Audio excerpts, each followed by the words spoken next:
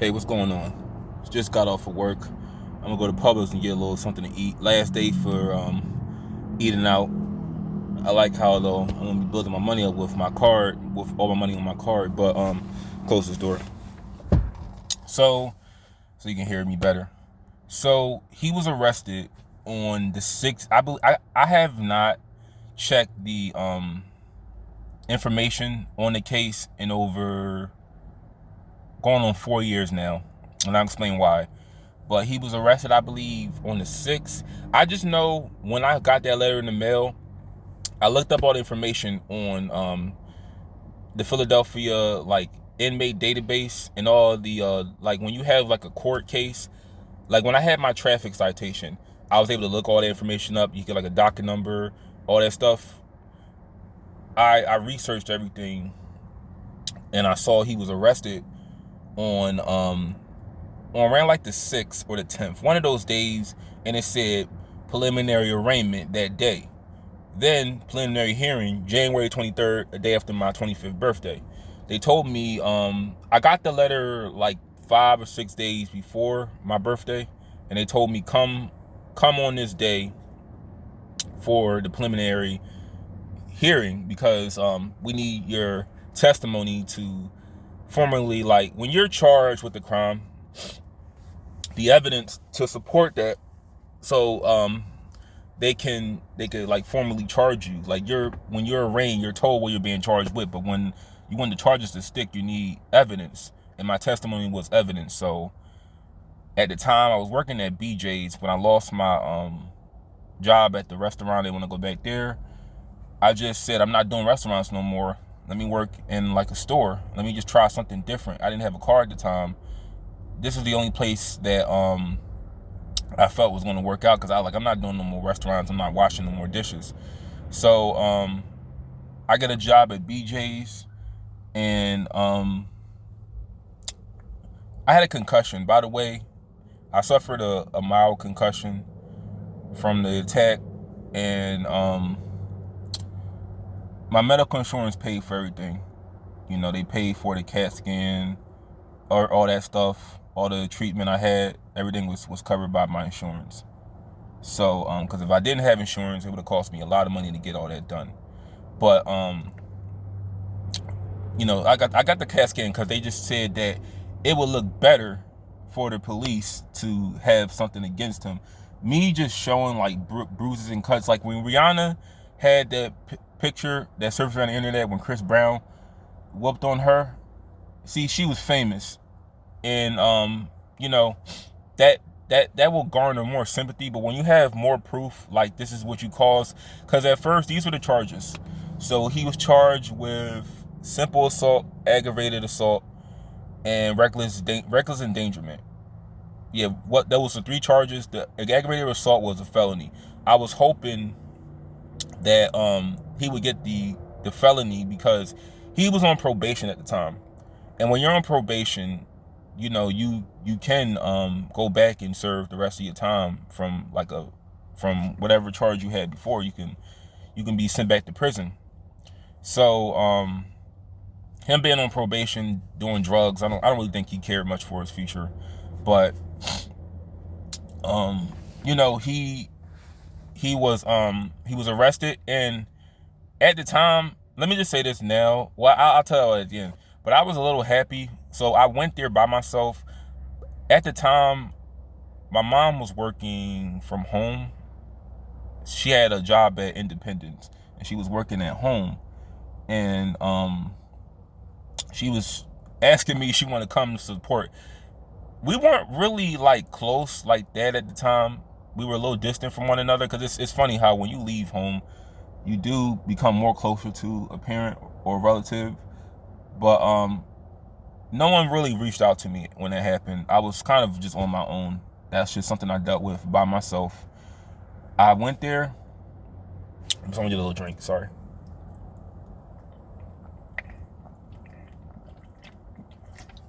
So I went there, caught the train, caught the sub, or walked to Fern Rock, or caught the bus. Caught the sub. I was told come down there 8 or 9 o'clock. And you know, my hair was picked out. I had like a big afro. I had a dress shirt on, dress pants. You had people that dressed like they just rolled out of bed, or they look like they just got like arrested that night, and they were like in a holding cell. But it was a lot of people. I don't know what their charges were, but I was in a court for minor offenses, while the court across the street, it was for more major cases like rape, murder, assault. And understand, Philadelphia is a very violent city, so imagine how bad that court must be. And what really was just depressing was it was a lot of the majority of people in there were black, maybe, and some Hispanic, but mostly black. It was a lot of black women, a lot of black men. And I just said, this is not, I was just telling myself, because I got attacked by a black person, so I was just saying, and people want to cry racism, but look at all the people that's in here. It's not because they don't have opportunity. It's just the culture is so messed up. This is why they resort to crime. But I didn't look up anything I'm telling you right now, but I remember the district attorney was not Larry Krasner. I didn't know who that was before this happened, but he was not Larry Krasner. I remember the district attorney's name. You can look this up if you want. I think his last name was Barnett. His first name was maybe Joshua Barnett. He was the district attorney in Philadelphia for minor offenses. Like, I forgot the name of the exact kind of court, but he was the district attorney, Joshua Barnett. And he pulled me to the side and told me, I want to have you come in and just ask you some questions. Like, does anybody look familiar in the courtroom? And if he does, point to him and tell what happened. And I ain't gonna lie, I was a little dramatic about it because I wanted him to get the book thrown at him. I wanted everything. I wanted him to do fucking 20 years. And it's funny, I'm telling you how, with my experience, I was just saying, with that kid in that's in Flagler County jail right now, the Brendan Deeper case, I was saying that he shouldn't do 30 years, but look at what he calls her. See, thinking about my attack and how I felt at the time, I can't really say what he shouldn't do. If she wants him to do 30 years, I can understand, because look at all the damage she did to him. But after I gave my little testimony, they told me to leave. They put me in a room by myself. And 5 minutes later, he came to me and told me that they dropped the aggravated assault charge, and he was only charged with simple assault and reckless endangerment. Reckless endangerment. I think that's what it was.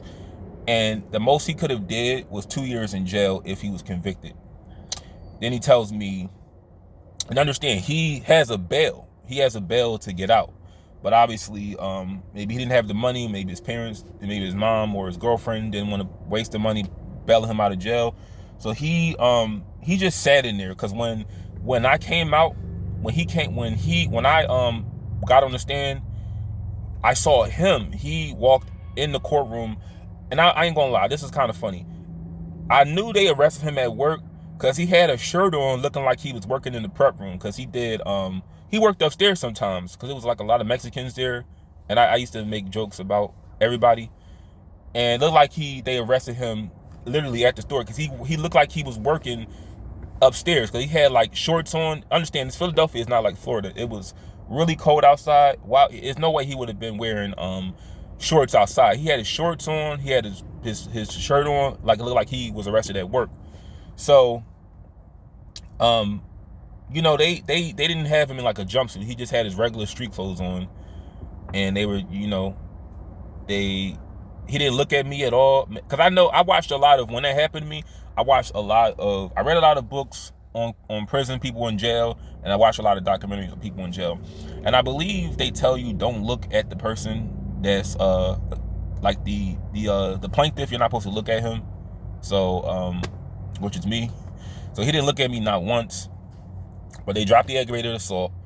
They just got him with simple assault and reckless endangerment. And after that, man, I was happy something happened where like he lost his job, and you know he was fucked up in a sense because he was in jail. I know you don't want to be locked up.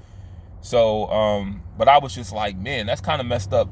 They dropped the aggravated assault because it's not enough. If it would have been permanent damage like they did to the lady in Florida, not too far from me, then that would have stuck. But it has to be, because I did a lot of research on this after it happened. It has to be permanent physical damage, mental damage, cognitive damage for it to be aggravated assault. You have to be nearly almost dead for them to do aggravated assault. You know, it's really crazy in Philly with like the court system, because the very people they let out of jail continue doing crimes again. I just find it funny. He's on probation and he's able to do he's able to get bail while he's on probation already. Because I always thought if you're on probation, you go right back to jail. I mean, that's what happened to Suge Knight when he was fighting at in Las Vegas. He had to finish out his sentence for the when he shot the at the two rappers. But I go home, and this is sort of when things sort of spiral out of control for me, because that very day I didn't really think about this until later, but I watched a little documentary on snitching, and ironically it was about this very clip. I remember like it was yesterday. Sorry. I watched on my mom's Roku TV, because she had YouTube on her TV. You can watch YouTube. I watched this little clip of these kids in Philly. It was a documentary by this British dude. His name was Louis something, but it was talking about Philadelphia. It was a documentary about Philadelphia's violence. I can put the clip in the description box. And it was talking about how snitches die, like we don't tell because we don't honor snitching. And you know, I was obsessed with looking at videos on what happens if a person tells. Like I was just thinking about, will he come and harm me? Will he hurt like me and my mother? What would he do to me in retaliation for me getting him in jail? So I started literally freaking out. I started breaking down. I have a YouTube channel with the same name as this, and you can kind of see the decline in me with a lot of things. Like, I went from I'm not paranoid now because I'm in a safer area. I'm not in Philly, but open the door now. But at the time, when I just thought about him coming to my house, harming me and my mother, and I didn't want her getting involved in the mix of it, I just said, like, man, I really wish I didn't testify now, because the DA probably forgot about me. The detective probably forgot about me. It was no fucking police van outside my house watching me. I wasn't no witness protection. And I began looking up this stuff, like, how do you apply for witness protection? Because it was ironically too, me and him were joking about 6ix9ine taking the stand with the RICO case, because he didn't get out until the next year. But we were like ironically laughing about that. And what do? Like later that year, I tell. Well, the next year, I make charges against him.